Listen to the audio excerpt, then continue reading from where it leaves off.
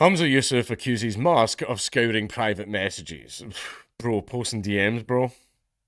Bad form, bro. Not cool, bro. But yeah, of course he's going to say that. This guy's a professional victim. I mean, I think Musk has much bigger things to worry about than reading Humza Yusuf's DMs. Although I've got a pretty good idea of what they contain. Fucking weights! The weights are out again! But Scotland's former First Minister Humza Yusuf has accused tech entrepreneur Elon Musk of accessing his private messages as part of a bid to besmirch his reputation. The ex-SNP leader claimed in a Tortoise Media podcast that the ex-owner scours the communications of people he views as a threat. Based on what evidence? I have no idea. I don't think any has even been presented. He said he was certain the billionaire had access to his private communications on the platform. Well, I mean, if you own the platform, then the admins that work under you obviously have access to these messages. So, like, yeah. Yeah, like, the thing is, I don't think the CEOs themselves sit down one night and, like that scene in Batman where he had all the computers and all that shit and, like, sits there and reading through everybody's messages like, ooh, oh, he said what? Oh, damn, girl. Like, I don't think they do that. Maybe they did a little bit in the early days, but I don't think they actually do it. They absolutely have the power to. I'll give you that. They absolutely do have the power to. I just don't think they do. The podcast said it understood Musk had denied ever accessing private messages on X. The Tesla owner, who has been chosen for a cost-cutting role in Donald Trump's US government, has been involved in a long-running bitter spat with Yusuf. By the way, see the fact that Musk went into Twitter and sacked like 90% of the staff and Twitter runs just fine? I mean, if this is one thing that I argue with people about all the time, right? We need to tax the rich. We need to increase taxes for everything. We need to do, fuck the farmers and all that stuff, right? This is what you should be advocating for, right? But if we taxed all the billionaires, we could feed and clothe and house every single homeless person, blah, blah, blah. The government can do that right now. It has the funds, it has the money, it has the power to do that 100 times over right now. They have the power. They can, in fact, do that right now. Yet they don't. So giving them even more money is not going to accomplish what you want, right? What you should be arguing for instead is for the government to spend money a lot more sensibly. Because right now, it's fucking not. It's fucking not doing that at all. Like, again, I tweeted this on Twitter. I say this all the time on here. I've got a lot of contractor friends, very handy to know. And because I'll do everything else, but see anything involving electrical or plumbing, I'm not touching that shit. Right, there are things where the stuff that I do is if I make a mistake, it can be easily remedied. If you make a mistake with your wiring or your fucking plumbing, holy shit, you're in trouble, right? You could destroy your entire fucking house and cause tens of thousands of damage, so I don't fuck with plumbing and electrics, no thank you. Right, but however, all the contractor friends I know, as soon as they get a government contract, they triple their quote. They triple their quote because they know at the other end of the fucking phone is some little fucking stupid dickhead in some government office who's going to get paid the exact same amount at the end of the month anyway. So why would he waste an extra 20, 30 minutes on this fucking phone, like shopping around for better quotes? After all, it's not his fucking money anyway. It's the taxpayers. Who fucking cares? Or how much does it cost to paint a single fence? £10,000? Yeah, whatever, do it. See you on Friday. Like they don't care.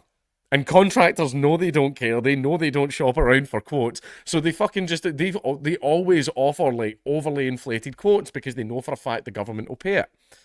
And that's why you get so much fucking wastage, so much bullshit. Like and people are like, oh, we need to pay more taxes. The government has more than enough money.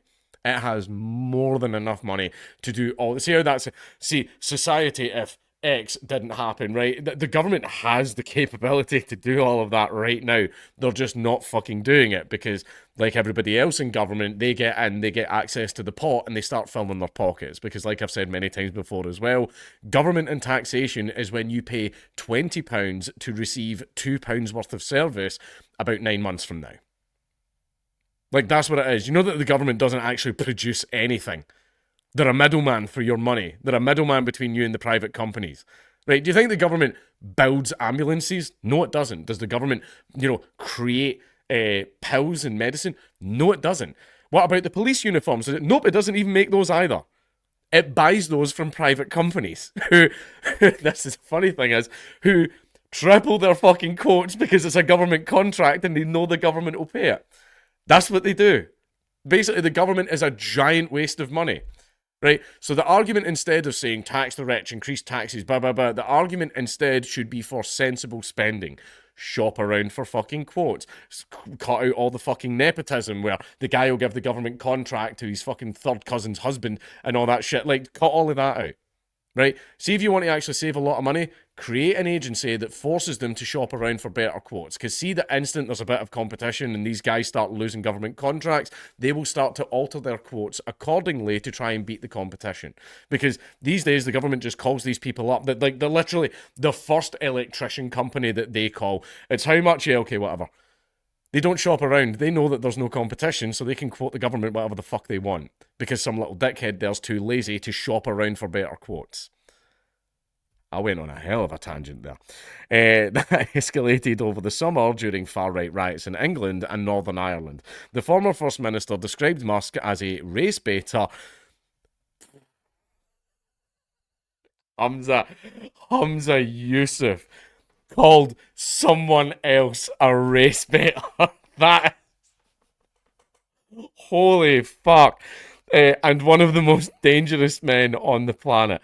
The ex-owner replied by calling Yusuf a racist scumbag, posting, "I dare that scumbag to sue me." He added, "Legal discovery will show that however big a racist he's been in public communications, he is vastly worse in private communications." I mean, I would assume he probably is. Nefarious tactics. Speaking to the Elon Spies podcast, Yusuf described the comment as an attempt to threaten and intimidate him. "I'm certain he has a whole team of people who are now looking at any information they can gather on me and try to use it to besmirch my reputation," he said, "and they'll use any nefarious tactics in order to do that." Well, the thing is, whenever you both go to court during discovery, it's not just you that gets that run against you, but it's also Elon Musk. And that means it would obviously come up in Twitter systems when and where and by who that your messages were accessed by. And it would look very, very bad if he was sitting there doing that before discovery. And remember, I've said this many times before as well, Elon Musk doesn't have a lawyer. Elon Musk has a fucking fleet, a legion of like the most highly trained, best professional lawyers that money can buy because, you know, there are perks to being the richest man in the world. And they've probably advised him immediately, do not do that. Do not do that. That will look really bad in court.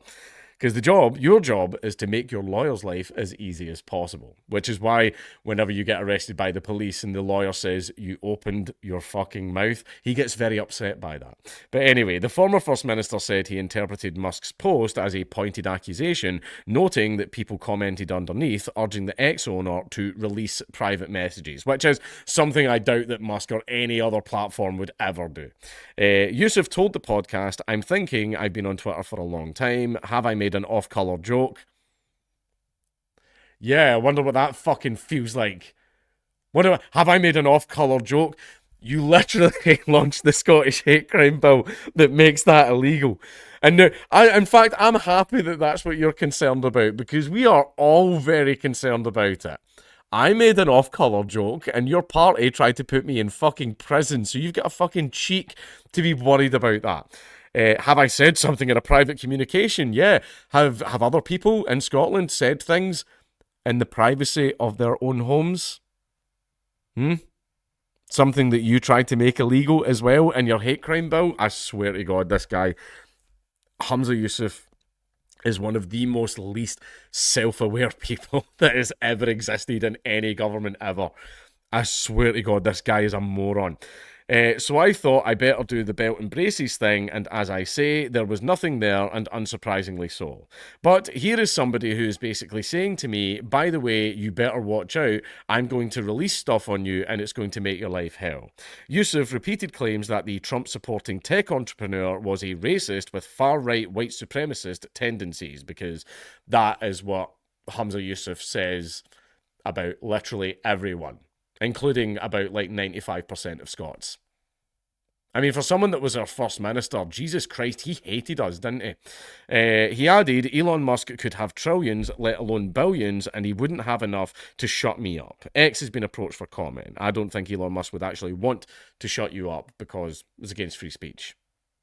But anyway, it just seems that even though he's faded into complete irrelevancy now, all that's happening is he just keeps cropping up every few weeks because he just said some dumb stuff.